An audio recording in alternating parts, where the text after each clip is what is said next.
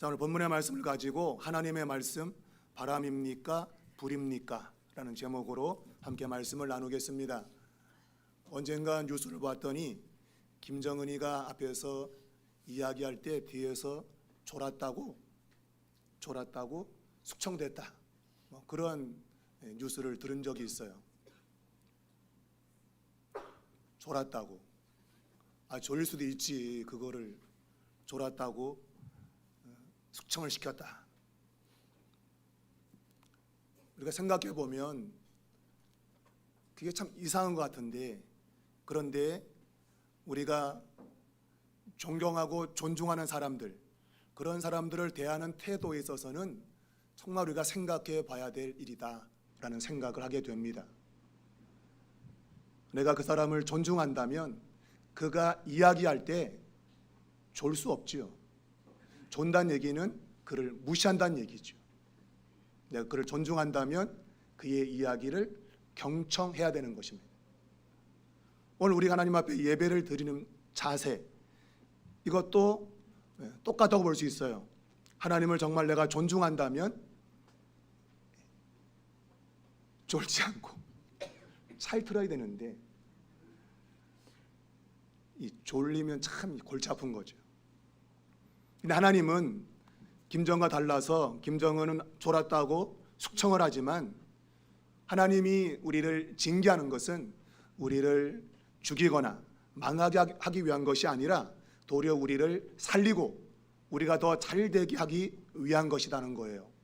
마치 부모가 자식을 때릴 때 너희 죽어라 이 자식아 하고 막 때리지만 정말 그것이 그 자식을 죽으라고 때리는 건 결코 아닌 것과 같은 거예요. 네가 이렇게 맞고서 정신을 차려서 제대로 산다면 때리는 것이죠. 오늘 이 5장에 있는 이 본문의 내용이 꼭 그와 같은 상황을 우리에게 잘 보여주고 있다고 말할 수 있습니다. 여러분, 하나님은 이스라엘 백성들을 가나안 땅이라고 하는 포도원에 포도나무를 심은 것으로 성경은 말하고 있습니다.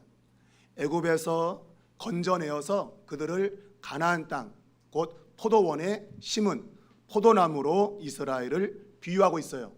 그런데 그 좋은 땅에 심은 포도나무가 좋은 포도를 맺은 것이 아니라 들포도를 맺었다, 그렇게 성경은 말하고 있습니다.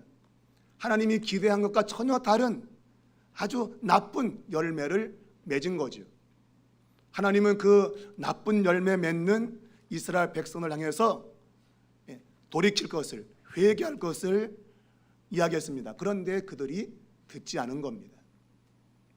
도리어 그런 말을 하는 사람들을 죽이고 또 그들을 때리고 하는 그러한 반역의 모습을 보였다고 성경은 이야기를 하고 있어요. 바로 그것이 이스라엘 백성들이 하나님을 대하는 태도였던 것입니다. 하나님을 대하는 거역적이고 반역적인 태도, 바로 이것이 이스라엘 백성들의 모습이었다는 거예요. 오늘 본문의 모습 속에서 우리는 하나님을 어떻게 대해야 될 것인가, 그분을 대하는 태도를 오늘도 성령을 통해서 신령한 지혜를 가지고 잘 깨닫고 하나님 말씀을 통해서 은혜를 받는 우리 모두가 될 수 있기를 바랍니다. 여러분, 하나님은 이스라엘 백성들이 포도나무로서 좋은 열매를 맺기 원했는데, 그런데 좋은 열매를 맺지 못했습니다. 하나님이 그들을 심판하기로 작정을 하시고 심판을 피할 수 있는 방법을 말씀했습니다. 그것은 다른 것이 아니고 예루살렘 거리를 다니면서 정의를 구하고 진리를 찾는 사람을 한 사람이라도 찾으면 내가 예루살렘 성을 용서하겠다. 예루살렘 성에서 정의를 행하고 진리를 구하는 사람, 몇 사람? 한 사람만 찾으면 내가 예루살렘 성을 용서하겠다 말씀했어요. 예레미야가 예루살렘 거리를 다녀보았지만 찾지 못했습니다. 아마 거리를 다녔다는 얘기는 그냥 일반 장사꾼이나 아니면 그냥 막 사는 사람들, 그런 사람들을 대상으로 찾았겠지요. 없는 거예요. 그래서 이 동네는 전부 다 무식한 사람만 있어가지고 못 찾겠구나. 그러면 나라를 이끌어가는 지도자들, 많이 배운 사람들, 이런 사람들은 찾을 수 있겠지라고 그들에게 갔다고 돼 있어요. 그런데 그들도 똑같이 다 하나님을 거역하고 살았다고 하는 거예요. 죄를 짓는 것에 빈부귀천이 따로 없어요. 똑같이 죄를 짓고 있다는 겁니다. 내가 많이 배웠기 때문에 죄를 안 짓는 게 아니에요. 내가 못 배워서 죄를 짓는 게 아니에요.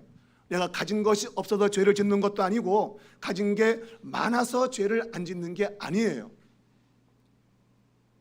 빈부귀천 할 것 없이 모두가 다 죄를 짓고 있더라 하는 겁니다. 옛날 선전에 보면 삼성 전화기는 때와 장소를 가리지 않는다. 여러분, 죄는 때와 장소를 가리지 않아요. 야, 이때는 죄가 없겠지. 이 시간에는 죄가 없겠지라는 생각을 할 수 있어요. 믿는 사람들은, 믿지 않는 자들은 죄를 많이 지을 거야. 다른 종교를 가진 사람들은 죄를 많이 지을 거야. 그렇게 생각할 수 있어요. 그러나 성경은 때와 장소, 사람까지도 구별하지 않고 죄를 짓고 있다고 하는 것이 성경의 이야기입니다. 오늘 예루살렘이 바로 그와 같은 모습을 적나라하게 보여주고 있는 거예요.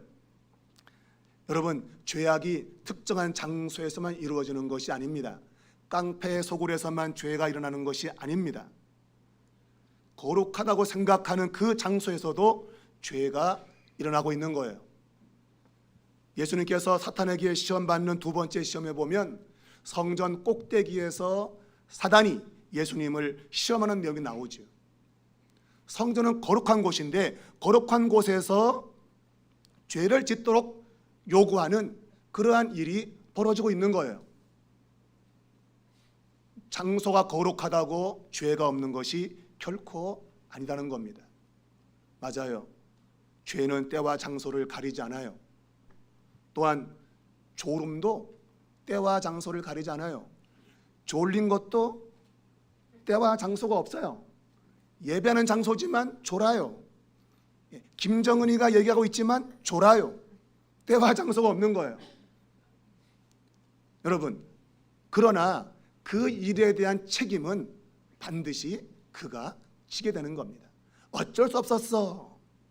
어쩔 수 없는 게 아니에요.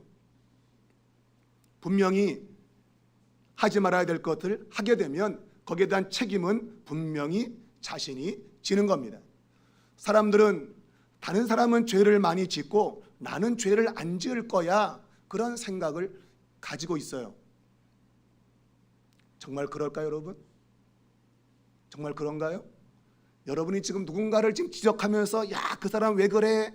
라고 말하고 있지만 실제로 여러분도 그러한 죄를 짓고 있는 거예요. 우리는 그런 것들을 지금 너무 많이 이 사회에서 보고 있는 것이죠. 바로 내로남불이라고 하는 거예요. 내가 짓는 것은 죄인데 그것을 로맨스라고 생각하고 남이 지으면 그것을 손가락질하면서 죄를 지었다고 말해요. 그것이 오늘 이 땅을 살아가는 모든 사람들의 반응일 수 있는 겁니다. 여러분, 죄는 구별이 없습니다.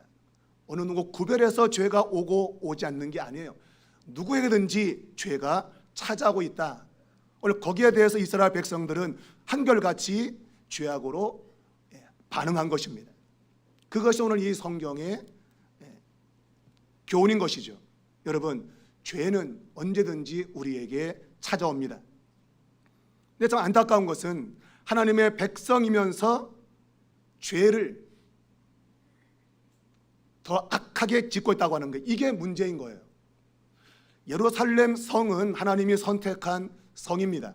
하나님이 거룩한 성이라고 지정한 곳입니다. 그런데 그곳에서는 의로운 사람 한 사람을 찾으라고 했어요. 우리가 창세기 18장을 보면 하나님이 아브라함과 대화 중에 소돔과 고모라를 내가 멸망시킬 텐데, 그때 아브라함이 50명을 얘기했어요. 의인 50명을 찾으면 소돔과 고모라 성을 그래도 멸망시키겠습니까?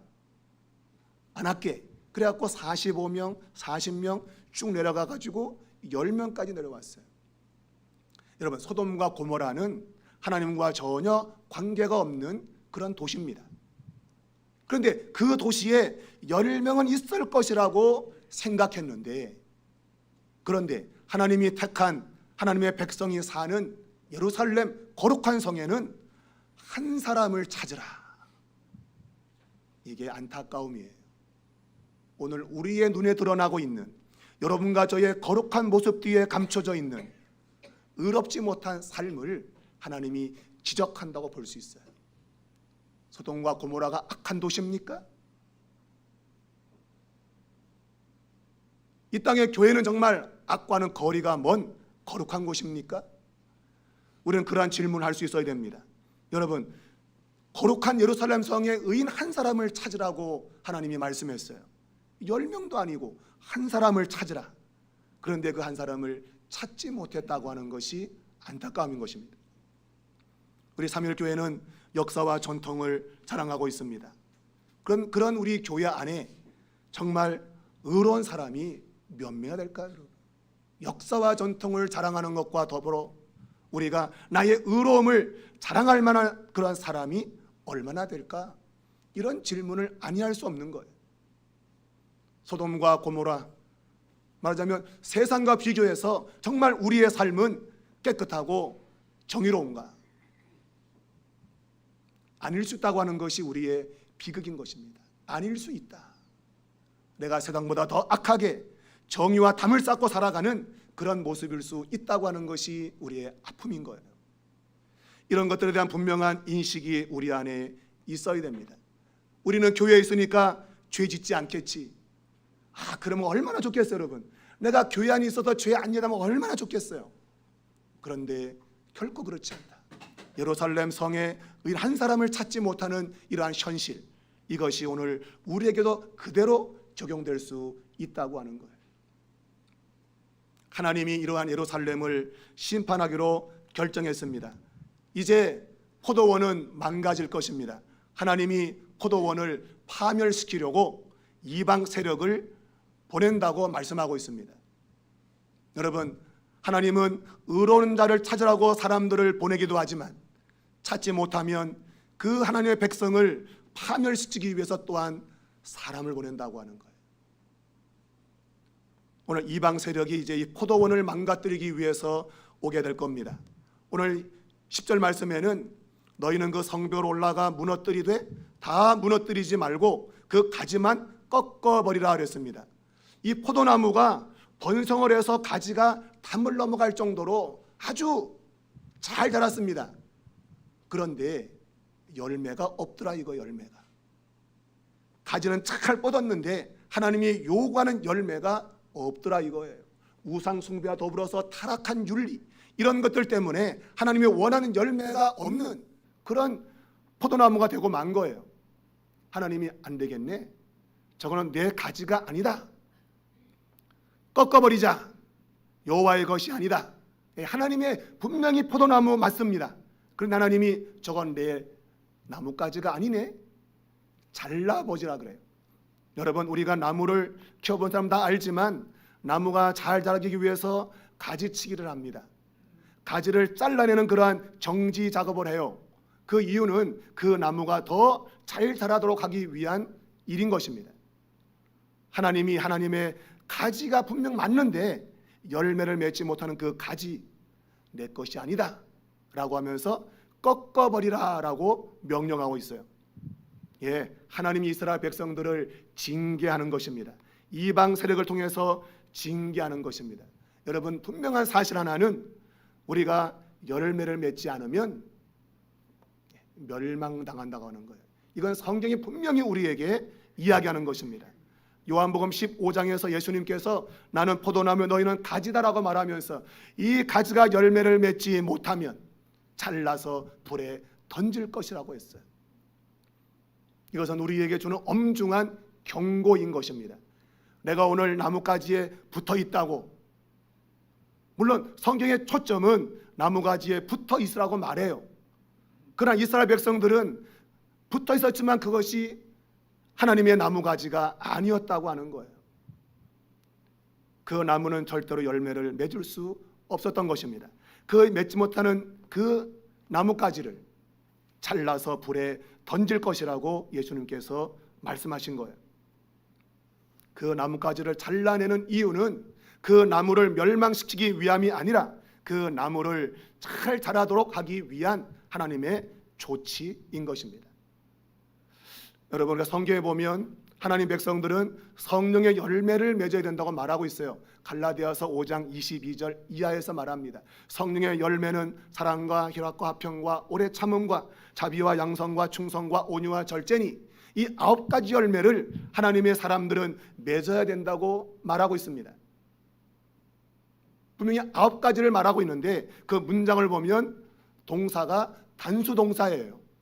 그러니까 이 열매가 9가지지만 하나로 볼 수 있는 거예요. 결국은 사랑으로 집약되고 있습니다. 왜냐하면 성경 전체가 사랑에 초점을 두고 있기 때문에 그래요. 모든 계명을 모아두었더니 하나님 사랑과 이웃 사랑으로 집약된다고 예수님께서 말씀했기 때문입니다. 그러다 한다면 우리의 삶에 사랑의 열매가 맺어져야 되는 거예요. 여러분의 가슴에 손을 얹고 나는 지금 사랑하며 살고 있는가? 여러분 생각해 보시기 바랍니다. 정말 내 안에는 사랑이 있는가? 생각해 보랍니다. 여러분, 가족들은 다 사랑하지요. 가족이니까. 그러나 성경은 하나님 사랑과 이웃 사랑을 말하고 있는 거예요. 하나님을 위해서 정말 나의 삶을 드릴 수 있는가? 아니면 내 이웃을 위해서 내 삶을 드릴 수 있는가? 그것이 사랑의 모습인 것이죠. 그것이 없다고 한다면 우리는 나뭇가지가 무성하긴 하지만 열매를 맺지 못하는 그러한 가지일 수 있는 거예요. 그러면 하나님이 그 가지를 쳐서 불에 던지시겠지요. 하나님께서 그의 아들까지 십자가에 죽이시면서 우리들을 사랑했다고 성경은 말하고 있습니다. 그 사랑을 아는 자들만이 진정한 사랑을 알 수 있다고 되어 있어요. 예수님의 그 사랑을 알지 못하는 어떤 사랑도 진정한 사랑이 아닙니다. 그 사랑은 인간적인 사랑일 수밖에 없는 것이고 그것은 인간의 규정을 따라서 정해진 사랑인 것입니다. 하나님의 사랑, 바로 거기에 사랑이 있다고 말하고 있고 그것은 아들까지 내어주신 사랑이라고 말하고 있어요. 여러분, 십자가의 사랑을 깨닫지 못하면 우리는 하나님의 사람으로서 열매를 절대로 맺을 수 없습니다. 십자가의 사랑이 우리 안에 사무치게 있어야 되는 거예요. 여러분, 십자가의 사랑이 정말 가슴 안에 그렇게 사무치게 밀려오시나요? 그게 없으면 안 돼요. 그럼 절대로 하나님의 사랑을 이 세상에 나타낼 수 없는 것입니다. 오늘 그 사랑을 알지 못하는 사람들이 하는 말이 이것입니다. 하나님이 계시지 않다. 하나님이 계시지 않다. 이거는 하나님의 존재를 부정하는 게 아니에요. 무신론을 말하는 게 아닙니다. 하나님이 계시지 않다는 이 말은 우리가 하나님이 다스리고 통치하지 않는다, 그 말이에요. 그러니까 우리가 죄를 지어도 하나님이 심판하지 않는다는 겁니다. 그들은 지금 죄를 짓고 있습니다. 그러나 하나님이 심판하지 않을 걸, 그 얘기예요. 하나님이 우리 가운데 계시지 않아서 우리가 심판받지 않을 거야. 그들이 말하잖아요. 재앙도 없고 칼과 기근을 보지 않을 거다. 우리가 나쁘게 살아도 하나님의 심판을 받지 않을 거다, 그 얘기예요. 여러분, 이러한 하나님의 존재, 다스림과 통치를 부정하는 이런 말을 하는 이 사람들, 제가 주보에 적었지만 근자감 때문입니다. 근자감, 근거 없는 자신감. 하나님이 우리 심판하지 않을 거야. 무슨 근거로? 근거는 없어. 없어요. 없는데 자신감, 이게 문제인 거예요. 저는 오늘 이 땅을 살아가는 많은 그리스도인들이 근거 없는 자신감으로 난 죽으면 천국 갈 거야. 누가 그래? 오늘 근거 없는 자신감, 여기에 붙들려 있는 사람들 많다고 봅니다. 마치 이스라엘 백성들처럼 나 심판당하지 않을 거야. 심판이 없을 거야. 여러분, 왜 심판이 없다고 이 사람들이 자신감을 가질까요? 그 이유는 한 가지입니다. 그것은 하나님 말씀을 전해야 될 선지자들이 거짓된 말씀을 전한 거예요. 하나님 말씀을 전해야 되는데 사람들이 듣기에 좋은 말을 전한 겁니다. 듣기에 달콤하고 들으면 할렐루야 아멘할 수 있는 이야기들, 그런 것만 전한 거예요. 오늘 본문에 보면 선지자들을 바람이라, 선지자들을 바람이라고 말한다고 그랬어요. 백성들이. 왜 선지자들을 바람이라고 말하는가? 그것은 하나님 말씀을 전하지 않고 사람들이 원하는 말을 전했기 때문에 사람들이 바람이라고 말한 거예요. 여러분, 하나님 말씀은 바람이 아닙니다. 그런데 그들이 하나님 말씀을 전하지 않고 인간의 말을 전했더니 바로 그 말씀을 바람으로 여기는 거예요. 여러분, 바람이라고 하는 이 단어는 영이라고 하는 단어와 같은 단어입니다. 히브리 글자로 루아흐라는 단어인데 바람, 영 이렇게 돼 있어요. 요한복음 3장에 예수님이 니고데모와의 대화 속에서 등장하고 있죠. 성령으로 난 사람들은 마치 바람이 어디서 불어오는 것, 바람이 어디서 불어오는지 모르지만 바람이 부는 것과 같다. 성령으로 거듭난 사람도 이와 같다고 하는 그 표현에 등장하고 있는 바람, 바로 그 내용과 똑같은 겁니다. 바로 영은 바람입니다. 하나님의 선지자는 영, 곧 하나님의 말씀을 전해야 돼요. 근데 이 사람들이 하나님의 말씀을 전하지 않고 사람들을 좋게 하는 말을 전한 겁니다. 여러분, 지금 나라는 멸망으로 가고 있습니다. 이제 하나님께서 이방 세력을 보내어서 나라가 이제 철저하게 파멸될 겁니다. 그런데 선지자들은 괜찮다, 그런 재앙 절대로 오지 않아, 괜찮아, 그렇게 말하고 있는 거예요. 하나님 말씀이 아니에요. 자신들의 생각을 이야기하고 있는 거예요. 백성들이 듣고 싶은 이야기를 하고 있는 거예요. 그들은 그것을 바람으로 생각했어요. 자신들의 귀를 시원하게 해주는 바람, 자기들의 마음을 시원케 해주는 바람, 자기들만 좋으면 은혜가 되는 거예요. 그러나 그것은 잘못된 겁니다. 여러분, 하나님의 영과 바람을 구분하지 못하는 이러한 영적인 무지가 그들에게 있었던 거예요. 왜냐하면 선지자들이 하나님 말씀이 아니라 인간의 말을 전했기 때문입니다. 사랑하는 여러분, 하나님의 말씀은 바람이 아닙니다. 곧 우리를 시원케 하고 우리를 만족해 해주는 말씀이 아니에요. 말했지만 이스라엘 백성들 사이에는 지금 온갖 죄악이 가득해 있습니다. 그러면 당연히 심판의 메시지를 전해야 됩니다. 그런데 괜찮다, 괜찮다, 평안하다, 평안하다 한 거예요. 마치 암으로 죽어가는 환자에게 의사가 아유 괜찮아요, 괜찮아, 별거 아니야. 그러면 이 암 환자는 아 괜찮구나 나는. 그러다가 치료할 시기를 놓치는 겁니다. 그럼 치명적으로 암으로 죽게 되는 거예요. 여러분, 진짜 의사는 그 사람이 암에 걸려 있으면 당신 암이야, 수술하든지 아니면 항암을 하든지 뭔가 해야 돼. 그래야 되죠, 그죠? 그래야 그 사람이 진짜 의사인 거예요. 암으로 죽어가는데 괜찮아, 아이 아무것도 아니야. 이와 같이 오늘 선지자들이 하나님 말씀을 그렇게 전했다고 하는 거예요. 여러분, 이것은 철저하게 잘못된 것입니다. 나라가 망하는데 괜찮다고요? 여러분, 이것은 절대로 있을 수 없는 일이에요.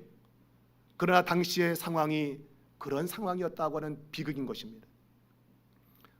여러분, 하나님의 말씀이 없는 영, 바람을 가진 선지자들, 이런 사람들이 오늘은 없겠습니까? 오늘 사람들의 길을 긁어주는 좋은 이야기들만, 유익하다고 좋은 이야기만 던져주는 이런 모습은 없겠습니까? 이사 28장 15절을 보면 이스라엘 백성들의 반응을 이렇게 소개하고 있습니다. 그들이 사망과 언약하였고 수월과 맹약하였기에 넘치는 재앙이 밀려와도 미치지 않을 것이다. 사망하고 수월, 음부하고 내가 계약을 했어, 약조를 했어, 나 좀 죽이지 말라고. 그래 재앙이 와도 우리는 죽지 않을 거야, 그 얘기예요. 그러면서 말하고 있습니다. 거짓을 그들의 피난처로 삼았다. 거짓을 피난처로 삼고 그리고 허위 아래에 그들을 숨겼다. 가짜 아래에 숨겼다는 거예요.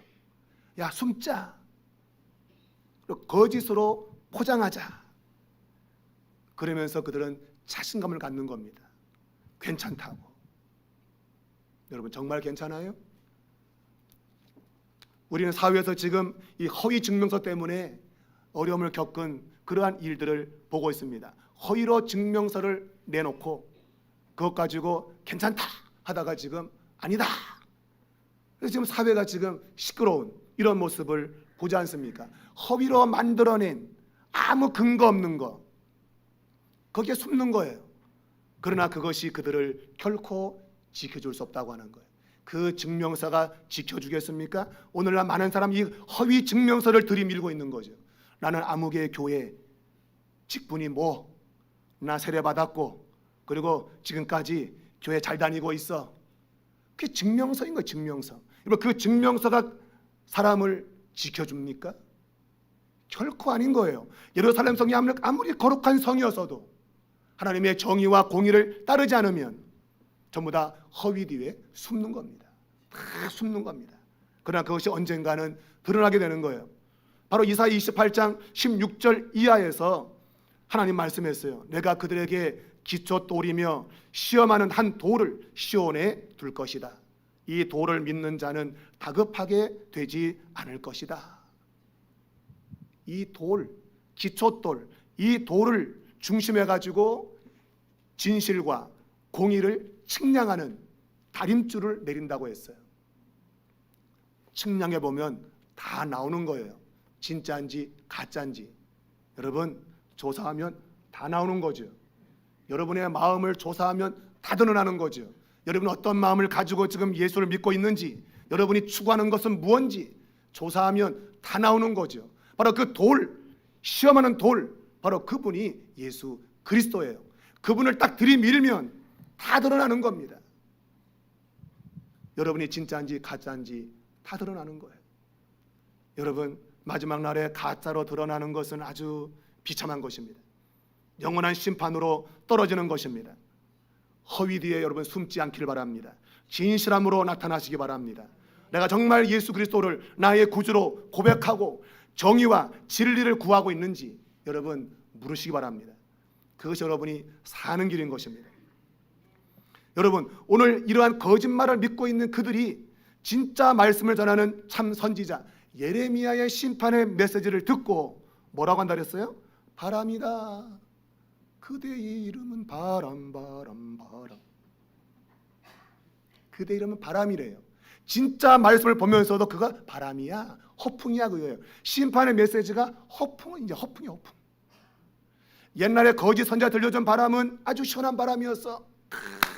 바람이었다고. 근데 이제 진짜 말씀을 전했더니 그건 허풍이야, 바람이라 그래요.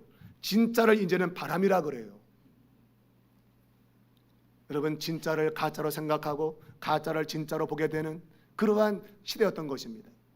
여러분 진짜와 가짜를 구별하고 있습니까? 무엇이 내 인생의 진짜인가? 무엇이 내 인생의 가짜인가? 구별되고 있습니까?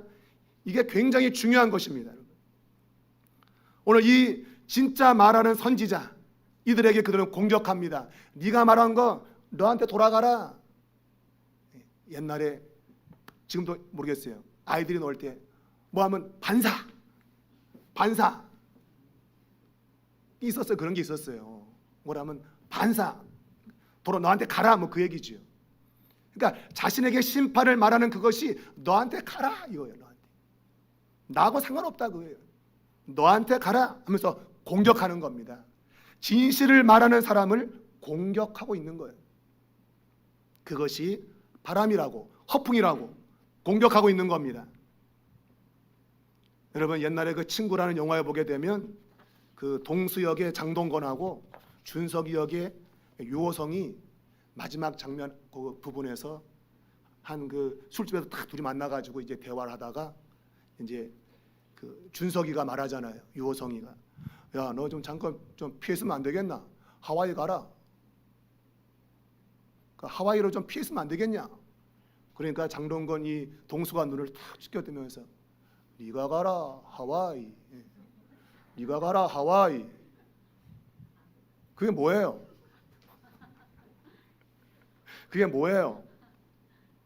네가 꺼지라 이거. 네가 꺼지라 이거. 네가 꺼지 왜 내가 꺼지냐 이거예요.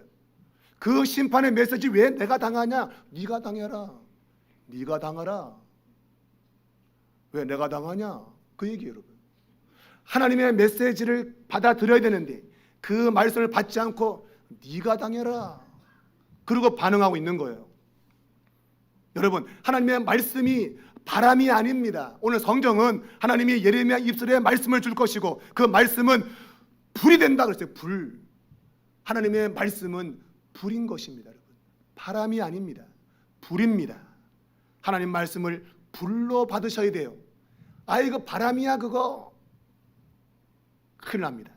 하나님 말씀은 불인 것입니다. 오늘 이 말씀이 불이 된다고 했습니다.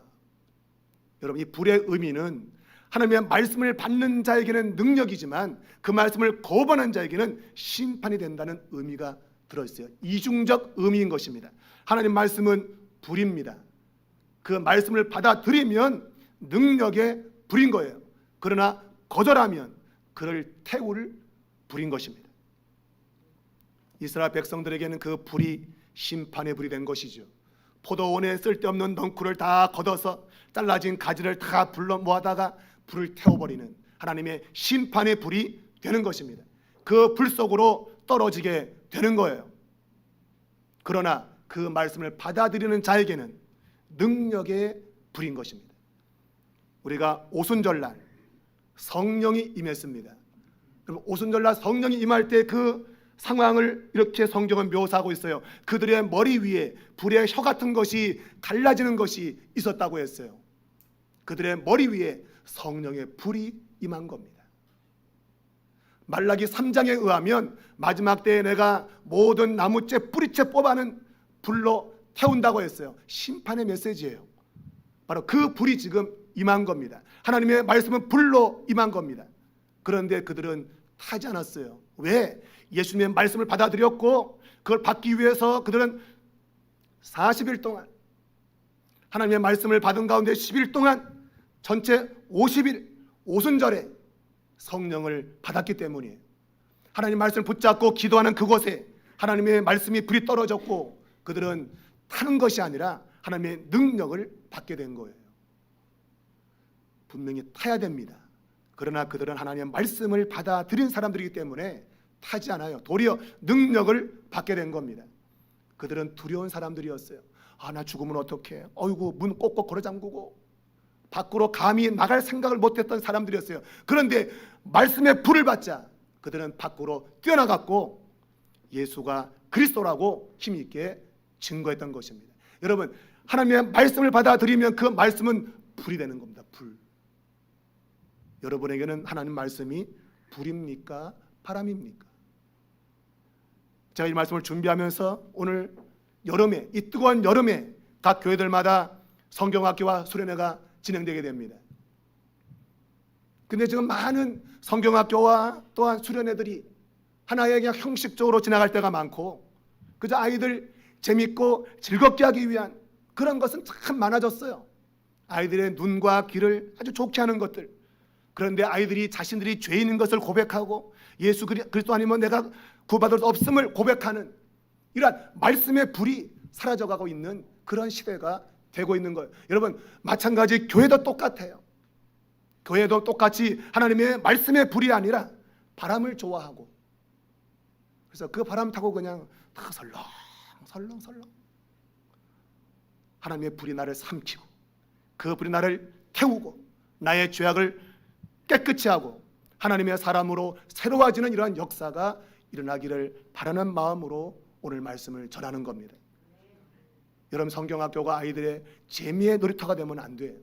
그 아이들이 정말 진실로 말씀으로 하나님의 말씀의 불을 경험하고 그들이 무릎 꿇어 기도할 줄 알고 이러한 자녀로 거듭날 수 있는 그러한 성경학교가 되어야 됩니다. 여러분, 이걸 위해서 기도하셔야 돼요. 여러분, 점점점 아이들이 줄어가고 있어요. 왜 그럴까요? 하나님의 말씀의 불을 경험하는 아이들이 없기 때문이에요. 없기 때문이에요. 그저 엄마 아빠 따라다니면서 교회 쫄쫄 따라다니다 머리 커지니까 안녕. 하나님의 말씀의 불을 받아야 되는데 그런 것이 없는 거예요. 여러분, 안타까운 거예요. 이번에 아이들을 보내는 부모님들이요, 기도하셔야 됩니다. 우리 아이가 하나님의 말씀을 바람으로 받지 말고 하나님의 불로 받으라고. 말씀이 불이 되어 내 아이들 마음에 하나님 불태워달라고 기도하셔야 돼요. 제가 전도사 때 처음 사역했던 그 교회에서 여름 성경학교 때, 그때 무척 더운 1995년 엄청 더운, 맡은 아이들을 텐트 바깥에 텐트를 쳐놓고 거기다 집어넣었어요. 그리고 그 밤에 주여 부르면서 기도하라고. 그 아이들을 그 무더운 열대야 속에, 애들이 뭐 기도할 줄 아나요? 그래서 그냥 내가 먼저 주여 주여 막 기도하고, 막 아이들로 막 같이 막 그냥 막 기도하고 그랬던 기억이 지금도 있어요. 그 뜨거운 그 여름밤에 함께 아들과 눈물 콧물 막 그냥 하면서 부르짖었던 그 기도의 시간이 지금도 생생합니다. 요즘 그런 곳이 있나요, 여러분? 있습니까? 좋은 그런 장소에서 맛있는 거 먹으면서 편안하게 게임식으로 즐기면서, 그 아이들은 무슨 심령이 여러분 죄악이 발견되고 그 죄를 위해서 예수 그리스도가 자신의 구주라고 고백이 되겠습니까? 형식적인 신앙인들을 계속적으로 만들어내는 그런 일이 반복될 수밖에 없어요. 여러분, 올 여름에 오늘 여름 성경에 참여한 아이들이 하나님 말씀을 바람이 아니라 불로 받는 그러한 시간들이 되기 위해서 여러분 기도해 주기 바랍니다. 우리 선생님들 애쓰고 수고하지만 정말 우리 아이들이 이번에 하나님 말씀을 통해서 그 마음이 정말 뜨거워질 수 있는 이러한 역사가 있기를 바랍니다. 마지막으로 이방 세력들을 통해서 하나님이 심판하시는데 이것은 종말력 심판이 아니라고 성경은 말하고 있어요. 물론 언젠가는 하나님이 끝장을 볼 거예요. 마지막을 오게 할 거예요. 그러나 지금은 아니라고 했어요. 왜냐하면 맹공격 속에도 살아남을 사람들이 있게 할 거라는 거예요. 왜 남기실까요? 다른 게 아니에요. 오늘 마지막 19절에 보면 어찌하여 하나님께서 이 모든 일을 우리에게 행하셨는가? 왜 이러한 파멸이, 왜 징계가, 이런 어려움이 우리 가운데 있게 되었는가 묻는다는 거예요. 이 질문 때문에 하나님이 최종적인 심판을 행하지 않으시는 거예요. 왜 우리가 이런 고난의 길을 걸어야 됩니까? 라고 묻는 사람들이 있기 때문에 하나님이 최종적인 심판을 행하지 않고 있는 거예요. 저는 이러한 질문할 수 있는 사람들이 여러분이 되시길 바랍니다. 우리가 3.1교회 지난날에 많은 영광이 있었지만 보시는 바와 같이 많이 쇠퇴했습니다. 하나님, 왜 이런 쇠퇴가 우리 교회에 일어나야 됩니까? 한국교회에 그렇게 많았던 사람들 다 어디로 갔습니까? 그리고 묻는 사람이 있다면, 우리가 당하는 코로나19를 비롯해서 모든 각종 재앙이 온다 할지라도 하나님은 종말적인 심판을 행하지 않을 거예요. 왜? 그 질문으로 깨어있는 사람들이 있기 때문이에요. 여러분과 저가 오늘 우리의 삶의 현장에 다가오는 문제들 속에서 하나님, 이런 문제가 왜 왔습니까? 라고 질문한다면 우리는 소망이 있는 거예요. 그러나 그런 질문 아무도 안 한다? 에이그 재수가 없어다 말이야, 내 팔자가 그래 말이야, 이러면 종말력 심판으로 떨어지게 되는 거예요. 하나님께서 지금 어찌해서 이 모든 일을 우리에게 행하셨는가 그렇게 묻는 사람이 있을 때 너는 답하라고. 너희가 이 거룩한 땅에서 지금 우상을 섬겼지만 이제는 세상에 들어가서 그 이방신들을 섬길 것이라고. 그러나 이 메시지는 다시 하나님께서 그들을 돌아오게 하겠다는 회복의 암시가 들어있는 거예요. 여러분이 오늘 당하는 여러 가지 일들 속에서 반드시 이런 질문한다면 여러분은 살 겁니다. 하나님, 왜 이런 일이 오늘 우리에게, 나에게 있어야 되는 것입니까? 묻는다면 하나님께서 그 답을 알려주실 겁니다. 이것이 사라진 하나님의 역사인 거예요. 여러분이 그러한 질문을 통해서 지금 당하는 모든 고난과 역경 다 지나고 회복하는 그러한 역사가 일어날 수 있기를 바랍니다. 하나님은 살기를 원하십니다. 오늘 그 사는 자리 여러분이 중심에 서 있기를, 하나님 말씀을 바람이 아니라 불로 받으시고 회복하는 역사가 일어나기를 주의 이름으로 축복합니다.